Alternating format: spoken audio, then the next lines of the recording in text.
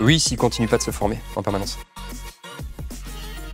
La plus belle anecdote sales, c'est une vente évidemment. Pour un commercial, ça paraît évident. Chez le plus grand compte, un leader de son secteur, une grande tour à Paris, très élevée, à un étage très élevé. Il y avait une immense baie vitrée quand je suis arrivé dans la salle de réunion il y avait 8 ou 9 personnes qui m'attendaient, la vue sur la tour Eiffel, enfin, j'avais tout le setup.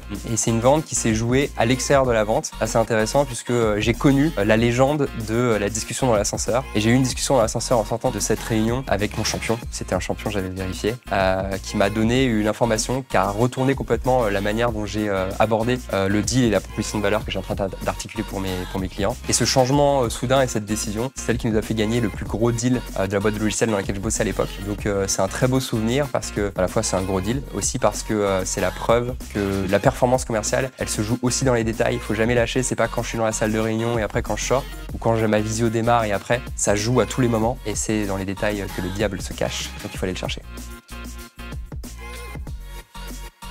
Je pense qu'on peut naître avec des formes de disposition, mais on le devient définitivement, parce que si on ne les exploite pas, il va rien se passer. Et celui qui le devient et qui travaille battra toujours celui pour qui il y a 2-3 choses qui sont innées. Donc je dirais qu'on le devient en fait. On devient sales professionnel.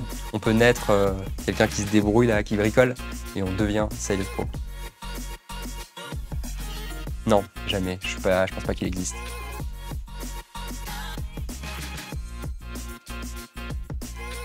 Il y a deux manières de faire. La première, c'est de lui dire je ne suis pas intéressé, merci, au revoir, et de raccrocher. Et la deuxième, il y a un truc chez Google qui disent vachement, c'est kill them with kindness. Donc le fait de désarmer son prospect en étant hyper gentil. Donc on va vous insulter, on va s'énerver contre vous et vous allez toujours rester très poli, très calme.